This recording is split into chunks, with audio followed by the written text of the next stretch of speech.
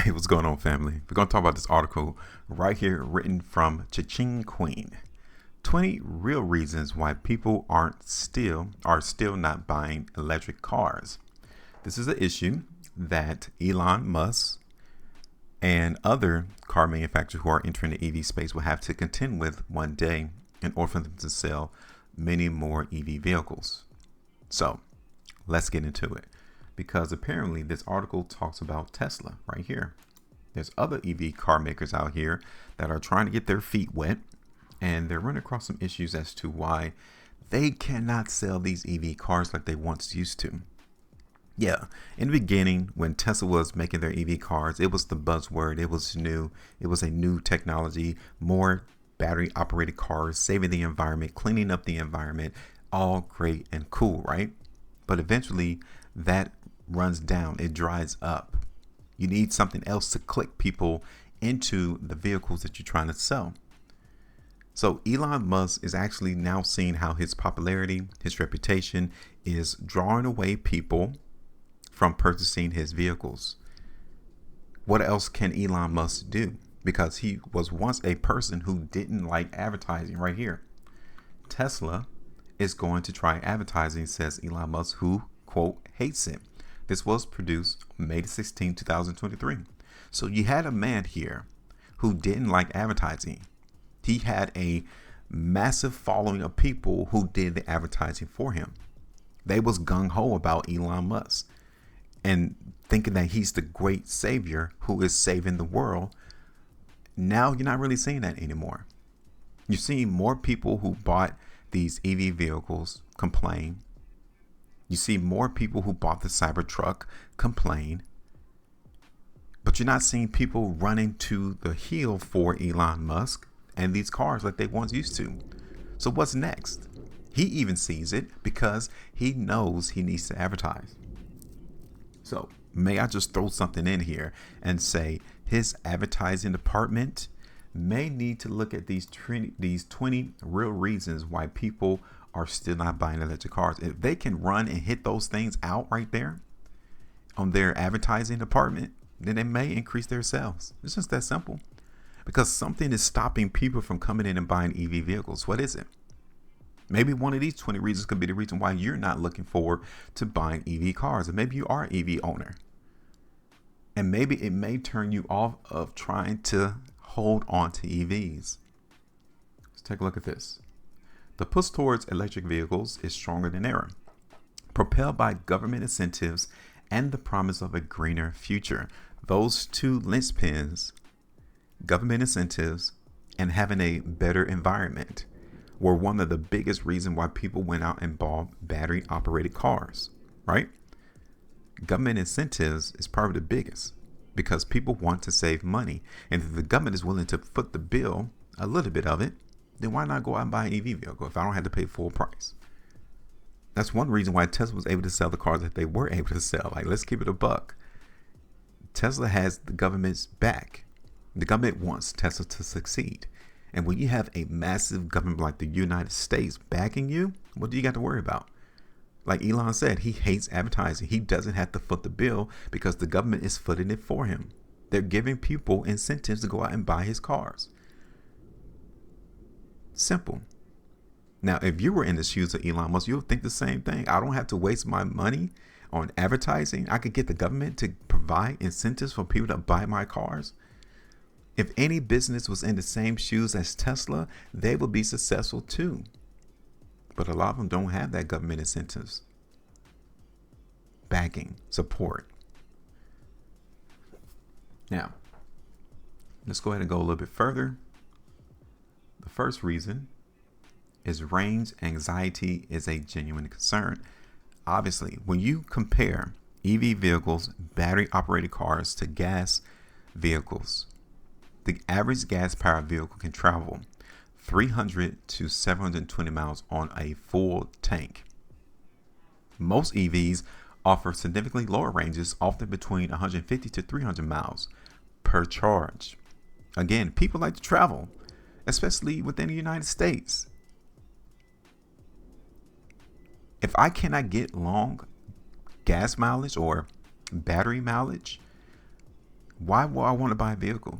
Because I know if I go from point A to point B, yes, my home may have an installation of battery charging, but if I'm trying to go to a different state, there's not a network of battery chargers that I can go and refill my battery or recharge my battery. And I can only go 300 miles before I need another charge. I could go 720 miles before I need a gas fill up. So that hurts the business. That hurts people wanting to buy EV vehicles.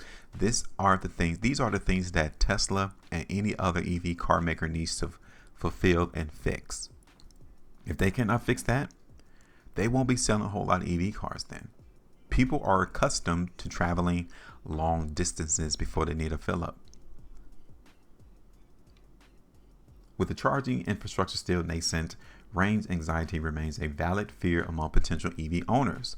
This scarcity of charging stations compared to gas stations exacerbates this issue, making long trips a logistical challenge. That is so true. Maybe that's why they got it ranked number 1. Number 2, charging times can be prohibitive. Unlike the 8-minute fill up at a gas station, charging an EV can take anywhere from 30 minutes at a fast charging station to several hours at home or standard charging points. Again, we're a fast society. The world likes things quick and in a hurry. I could go to a gas station, fill up for 8 minutes, go into the store, buy some purchases, and then I'm done. I could go on about my business. I don't want to sit at a charging station for 30 minutes plus. That's a waste of time. My time is valuable, and I'm quite sure you think the same thing too. So they need to address that.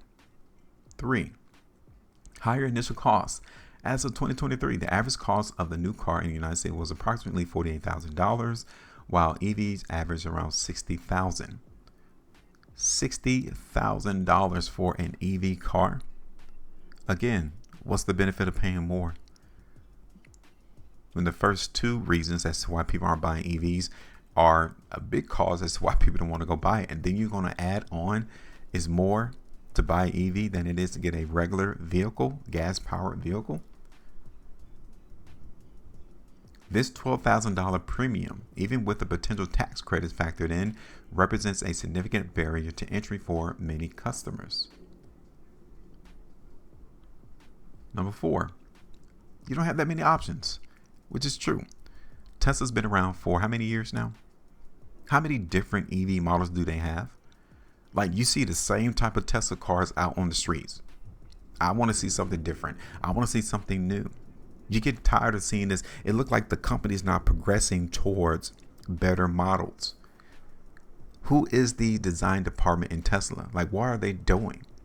Why are we not seeing yearly models of these EV vehicles? All these other car manufacturers who's trying to enter the space, they already know that we need to come out with different models to keep people buying. People like to look good. They like their cars to look good. And if your design looks the same as it did 5-10 years ago, then people will feel like they're not getting anything different, anything new. It just looked like the same car that was 3 years, 5 years ago. I want people to know that I'm in the newest type of car. You don't get that with Tesla. These cars look almost exactly the same. You don't even know the year that these cars are. There's only 40 EV models available in the United States as of 2023. Consumers have limited choices compared to the vast array of gas-powered vehicles. Again, they need to get upon it. If Tesla starts advertising, I suggest that they start advertising on new EV models that they're going to make. Costly home charging installation. Installing a home charging station can cost between $1,000 and $2,500, a significant investment on top of the purchase price of an EV. While this offers the convenience of charging at home, the upfront costs and potential home electrical upgrades can deter many potential buyers. Again, that's true. Number 6, look at this, depreciation rates. Yep, you got it. Depreciation. EVs tend to depreciate faster than their gas-powered counterparts. On average, an EV can lose about 52%, half of its value within just 3 years. So why I want to buy a car that's going to lose half of its value in 3 years? You can see that they're already paying a premium at $60,000. So in 3 years, the car is going to be worth about 30 plus or less. And that depends on how much you drive it. That depends on the wear and tear of the car. That, again, is a negative. Elon needs to tackle that to show that his cars are able to hold its resale value. This rapid depreciation affects resale value and can financially disadvantage owners. Again, you go out and buy an EV, you think you're looking cool. You think you're driving around in Elon's car or these other EV models, car manufacturers, but you're not even seeing that you're driving a depreciating asset that is depreciating a lot faster than the competition, than the gas powered vehicles that you're driving alongside the road with. Number 7, overpromises in EV market, self-driving features and true range concerns. Again, this is something that Elon likes to promote, likes to push. Full self-driving. Again, when it's going to happen? You can only go so far promoting something and people begin to call you out and say that this is not what you're talking about. It's not happening. You're just simply trying to induce people to come in and buy these cars. Electric vehicles have been at the forefront of automotive innovation, with promises ranging from self-driving capabilities to unprecedented ranges. Where is it at? When is it going to happen? That will be a big crux in EV vehicles if they cannot allow the thing that they've been promoted for years come to fruition. They need to actually show it and be out on the street. There's been a lot of videos of people showing Tesla's self-driving capabilities, and the vehicle literally misses stop signs, blows through stop signs, tries to make a turn to where roads are not even at. Just shows you that they're not there yet, but they're promoting it. Maybe their research and development department needs to keep things behind closed doors before they come out and talk about it. They should not be talking about self-driving capabilities until they really got a firm grasp on the software, on the technology, on the innovation. Because by the time that they actually get to that point to where self-driving is now possible, okay, cool. You've been talking about it for the last 5 to 10 years. What's new? What else do you got? Recent developments and consumer experiences suggest that some of these promises may not fully align with current realities. Next one, true range of EVs. Driving range is a critical factor for consumers considering an EV purchase, with range anxiety being a significant barrier to wider adoption. Self-driving features, again, scarce secondhand market. This is one of the biggest things I know for Tesla, is that they don't give their consumers, the one who go out and purchase their cars, the ability to resell it immediately. I think they got to hold on to the car for like 12 months before they're able to sell it. If you pull that into the situation of depreciating a lot faster than gas powered vehicles, then think about it. You're already behind the 8 ball. You got 2 years in order to sell a fast depreciating asset before you lose half of your value of the car. High maintenance and repair costs. EVs generally require less routine maintenance than gas vehicles. Repairs can be costly. The specialized nature of EV components and the current scarcity of qualified technicians mean that owners may face higher costs for repairs and parts. Inadequate public charging infrastructure. Again, you guys already know about that. Expensive battery replacement costs. Replacing an EV battery is a costly affair, with prices ranging from $4,000 to $20,000 depending on the vehicle model and battery type. This expense, potentially necessary within a vehicle's lifetime, adds to the total cost of ownership. How many of you guys have to replace your gas tank? Yeah, let that sit. Environmental impact of battery production. Dependency on non-renewable energy. Limited recycling infrastructure for EV batteries. Sensitivity to extreme weather. This is the big one too. Like if Elon wants to tackle advertising, he needs to show his Tesla models holding well in extreme temperatures, whether it's hot, whether it's cold. Because that's one thing that many nations, many countries, many places on the earth, they have varied temperature ranges. And you want to be able to at least get in your car and know that you'll be safe, that your car will start up and that you'll be able to move from A to B when temperatures are extreme. Teslas, all you got to do is Google it and pull it up, and you begin to see that Teslas don't actually operate pretty good in extreme weather. Studies indicate that battery range can decrease by up to 31% in extreme weather, which could turn a 300-mile range in just 200 miles under adverse conditions. So now you got to consider that when you go out driving and traveling in an EV car. What type of weather will I embark upon when I go?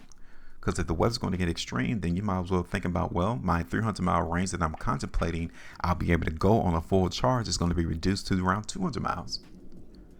And we all know that weather changes rapidly and quickly. Charging station can be a pain to deal with. The extended time required to charge electric vehicles is still an issue. It's not just about slow overnight charge at home. It's the wait at commercial supercharger stations, which still takes 30 to 40 minutes. It is unacceptably long. Of course it is, especially for those with busy schedules. It's nearly impossible for an average person to manage during a standard lunch break, risking absenteeism. That will also significantly extend an already long road trip, with obtaining an 80% charge alone taking considerable time. A full charge for long journeys can take up to 3 hours, making it impractical. People are afraid of change, which is true. Political associations, okay. Skepticism around technological security, okay. Potential vulnerabilities. 20. People are not shopping for cars yet. Now, again, this can impact Tesla. All 20 of those reasons will impact whether or not Tesla's stock price is going to continue to go up or down. These are hurdles that Tesla and any other auto manufacturer, if they're trying to enter the space, they need to fix. And whoever fixes these 20 reasons will probably be the biggest EV maker in the market, and everyone else will simply be following behind. So pay attention to see if Elon's going to try to tackle these causes or reasons as to why people aren't buying EVs. Because if he begins to do that, then Tesla stock will begin to see an appreciation. Because he's actually doing things, fixing problems and finding solutions to reasons why people aren't buying cars that they want to. We'll see if he does it or not. Give me your thoughts. Make sure you maintain profitability. And as always, trade different.